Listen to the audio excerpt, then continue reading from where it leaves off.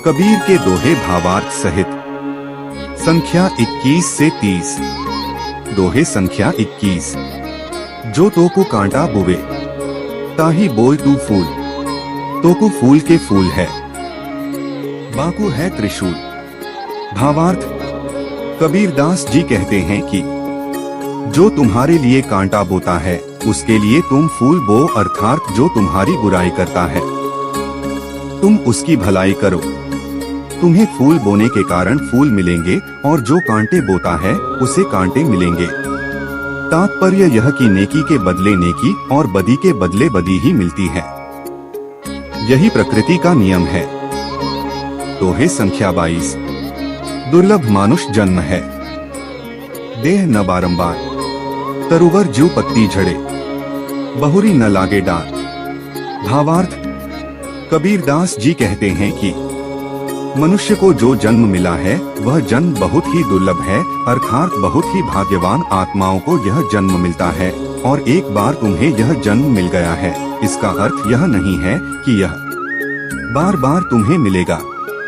मनुष्य जाति हर किसी को बार बार नहीं मिलती, ठीक वैसे ही जैसे वृक्ष का पत्ता एक बार टूट जाता है तो पुनः अपनी जगह पर स्थापित नहीं हो सकता, इसी तरह एक बार मनुष्य जीवन समाप्त होने पर यह पुनः प्राप्त नहीं होगा, इसलिए इस जीवन को व्यर्थ न जाने दो। दोहे संख्या 23। आए हैं तो जाएंगे, राजा रंग फकीर, एक सिंहासन चढ़ी चले, एक बंधे जात जंजीर। भावार्थ। कबीर दास जी कहते हैं कि कर्म किया जाए अर्थात अपने जन्म के उद्देश्य को पूरा किया जाए, न कि विभिन्न आडंबरों और कर्मकांडों में फंसकर यहाँ का दुख भोगा जाए। मृत्यु सत्य है, चाहे राजा हो या फकीर हो या एक बंदीगृह का एक साधारण आदमी हो, मृत्यु तो सभी के लिए समान है। दोहे संख्या 24। काल करे सो आज कर, आज करे सो अब, पल में प्रलय होगी, बहुरी करेगा कब। भावार्थ। कबीर दास जी कहते हैं कि कभी भी कल पर कोई काम मत छोड़ो, जो कल करना है उसे आज कर लो और जो आज करना है उसे अभी कर लो।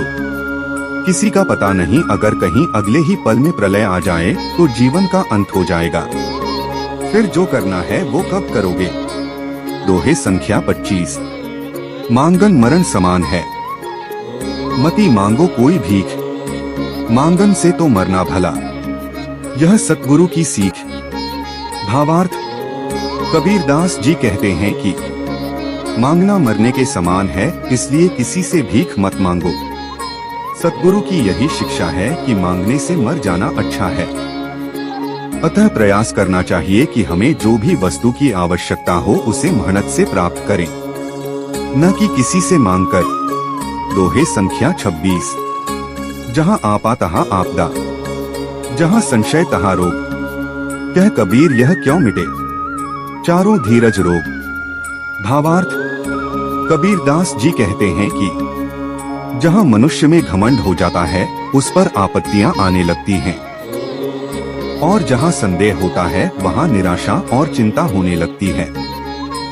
इसीलिए कबीर दास जी ने इन चारों रोगों को मिटाने का एक रास्ता बताया है और वह है केवल धैर्य। दोहे संख्या 27।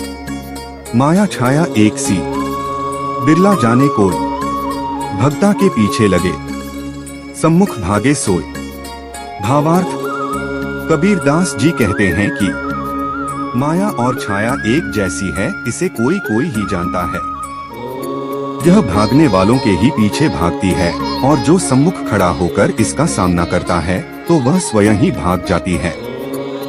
दोहे संख्या 28।